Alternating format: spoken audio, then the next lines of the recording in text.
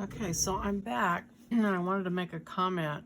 I used the Color Burst, Ken Oliver Color Burst powders on here the other day, and so that's fine. If you want that, I just want to let you know though, I'm going to go over it with a clear texture gesso just to seal it, because it's very, like, it will activate anything else now I put on this. It's going to go with it. It's going to activate it, and so I'm going to sort of seal it with this clear texture gesso, but even this cleared texture gesso is going to activate it, and it's going to, you know, kind of probably go with the direction of the brush when I use that. So anyway, I just wanted to make that comment that if you like that effect, you want to make sure that's the last thing you do, because anything you add to it liquid, it will change it. So I am gonna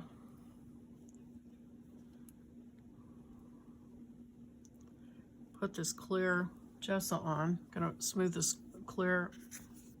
See what I mean? It's like it doesn't hesitate for a second before it activates with liquid.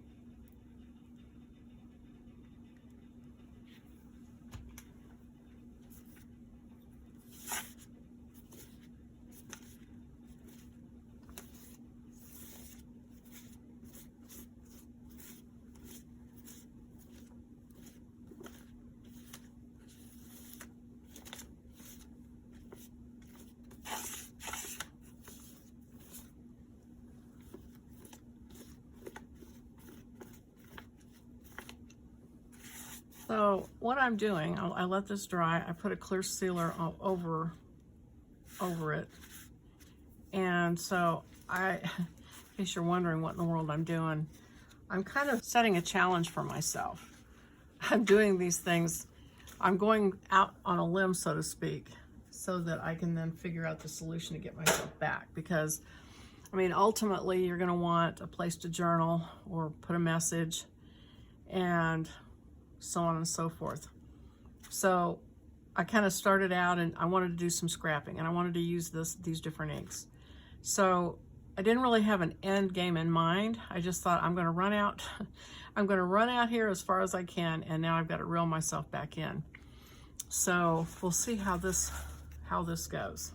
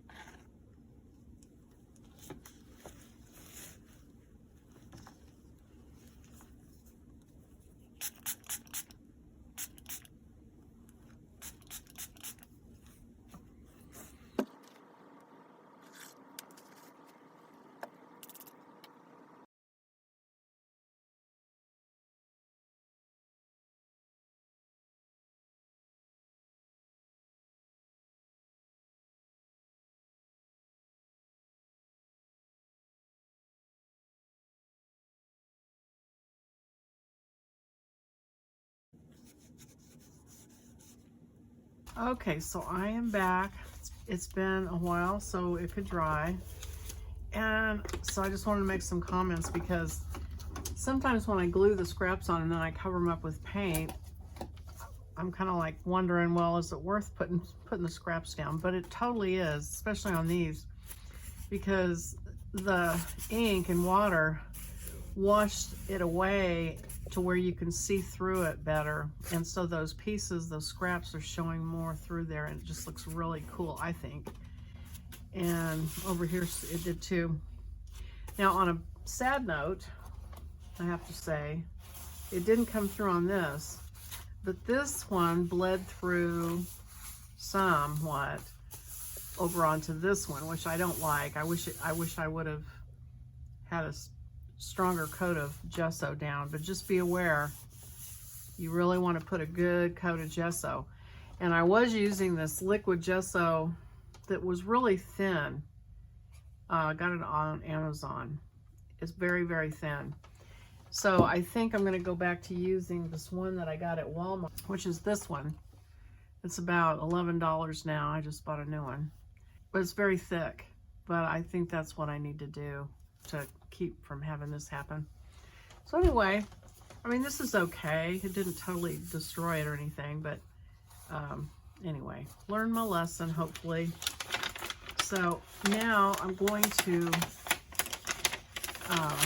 figure out how to put a verse on this, and I will fast forward through it so you can see what I end up doing.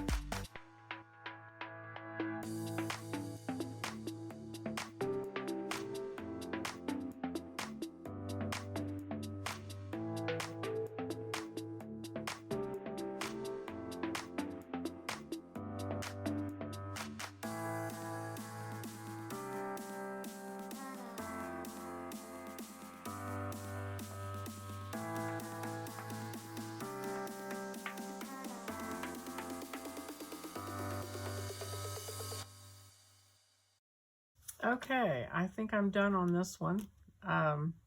So I didn't want to bore you guys by watching me cut all these letters out. I got a bunch of my old music and a couple of magazines and things with ads and cut the letters up. And it was really fun. And so I think what I'm going to do now is go and just cut letters out and put them in a box. I think there's a lot of people that do that. And it was really fun. It's kind of mindless, kind of like when you do coffee staining or things like that, where you just don't have to put a lot of thought into it. You're just doing busy work, and it's just very soothing. So anyway, I hope you enjoyed that, and I will see you on the next Free Friday. Bye-bye.